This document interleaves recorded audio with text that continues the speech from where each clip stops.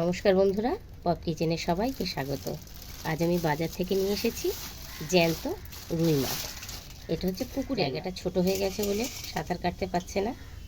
বন্ধুরা, এটা কিন্তু চালানি মাছ নয়, এটা হচ্ছে পুকুরের মাছ। আমি এই পুকুরের মাছ দিয়ে করব পাতলা ঝোল। বিনস আর আলু দিয়ে আদা জিরে বাটা দিয়ে রুই মাছের পাতলা ঝোল। তাহলে চলুন মাছটাকে আগে কেটে ধুয়ে পরিষ্কার করে নিই।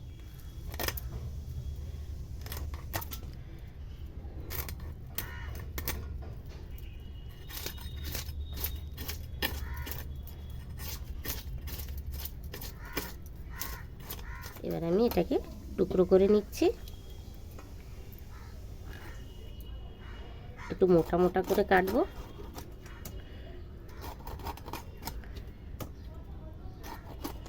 মাছ কেটে ধুয়ে আমি পরিষ্কার করে নিয়েছি। এবার আমি মাছে মাখাবো হলুদ আর লবণ।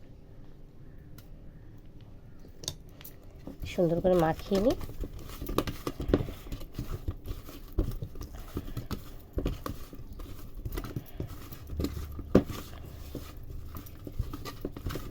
লবণ আর হলুদ মাছে সুন্দর করে মাখানো হয়ে গেল। এবার আমি কেটে নেব সবজিগুলো। মাছের ঝোল করার জন্য আমি নিয়ে নিয়েছি বিনস আর আলু। আলু আর বিনসকে দেখুন একইভাবে কেটেছি। বিনসটা যেরকম সরু, আলুটাকেও চেষ্টা করেছি সেইভাবে সরু সরু করে কেটে নেওয়ার জন্য। এইভাবে কেটে নিয়ে মাছের ঝোলটা করব। আর এই মাছের ঝোল করতে আমার মশলা লাগবে, দেখুন এই যে সাদা জিরে, এখানে কাঁচা লঙ্কা আর এই যে ছোট ছোট আদার কুচি।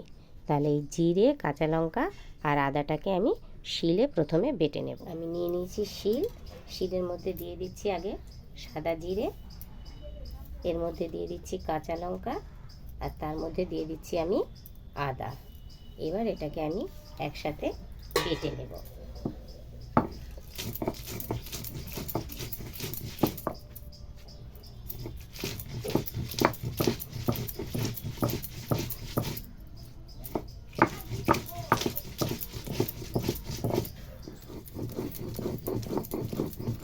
মশলাটাকে আমি একেবারে মিহি করে বেটে নেব, তাহলে তরকারি খেতে বেশি টেস্ট লাগে। মশলাটা আমার বাটা হয়ে গেছে। এবার আমি একটা পাত্রে তুলে নিচ্ছি।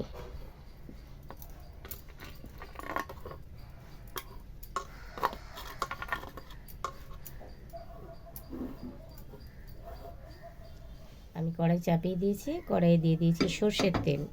তেলটা দেখুন গরম হয়ে গেছে, ধোঁয়া উঠছে তেল থেকে। এবার আমি মাছগুলো এই তেলে ভেজে নেব।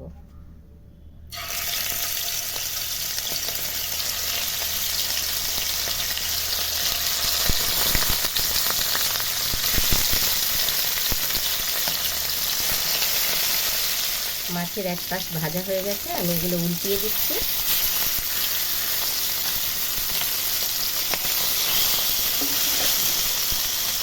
মাছগুলো সুন্দর ভাজা হয়ে গেছে, এবার আমি এগুলোকে তুলে নিচ্ছি।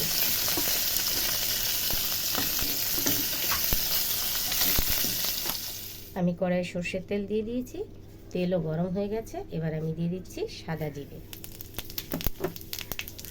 এর মধ্যে দিয়ে দিচ্ছি আমি একটা তেজপাতাকে ছিঁড়ে। এর মধ্যে দিয়ে দেবো আমি আলু আর বিনস।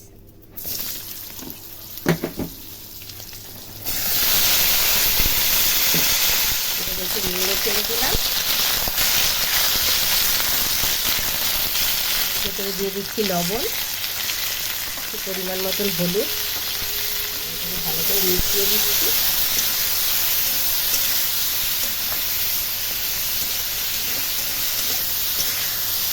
আলুগুলো হালকা ভাজা ভাজা হয়ে গেছে। এবার আমি এর মধ্যে দিয়ে দেবো বেটে রাখা মশলা।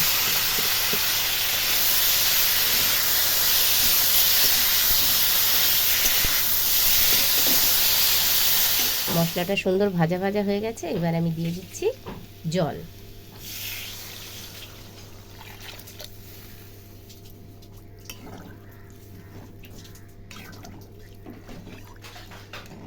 এবার আমি এটাকে ঢাকা দিয়ে দেব সুন্দর করে ফুটে ওঠার জন্য।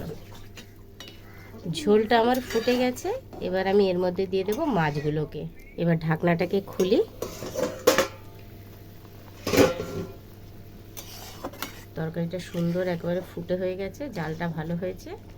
এবার আমি এর মধ্যে দিয়ে দেব ভেজে রাখা মাছ।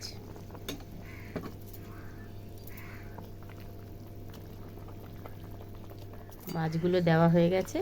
এবার আমি আর একবার একটু ঢাকা দিয়ে দেব।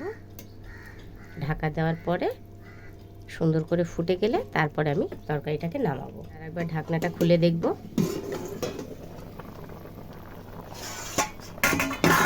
বন্ধুরা, তরকারি হয়ে গেছে।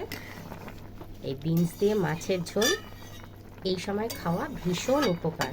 তার কারণ চারদিকে এই সময় হাম, পক্স, সর্দি, কাশি, পেট খারাপ এই সমস্ত বেশিরভাগ লোকের হচ্ছে।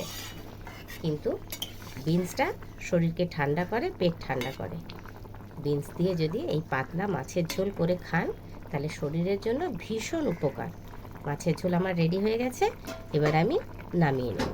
তাহলে বন্ধুরা, জ্যান্ত রুই মাছ দিয়ে বিনস আর আলু দিয়ে পাতলা ঝোল আপনাদের কেমন লাগলো অবশ্যই কমেন্ট করে জানাবেন। এই সময় ওয়েদার চেঞ্জ হচ্ছে, এইভাবে যদি পাতলা ঝোল করে খান তাহলে ভীষণ ভালো হবে। আর এই সিজনে পাতলা মাছের ঝোলই শরীরের জন্য ভীষণ উপকার। ভালো লাগলে লাইক করবেন, কমেন্ট করবেন আর সাবস্ক্রাইব করতে একদম ভুলবেন না। ভালো থাকবেন, সুস্থ থাকবেন। তাহলে আজকের মতন এই পর্যন্ত। টাটা।